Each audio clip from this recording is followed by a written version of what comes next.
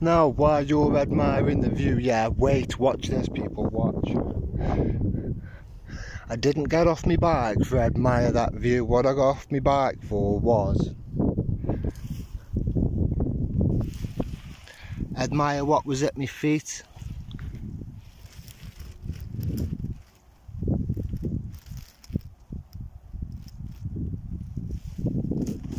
I don't know what they're called, but them are absolutely beautiful. I am actually glad I stopped and got off my bike for that, tell you the truth. But oh, let me refer you to the view, of course.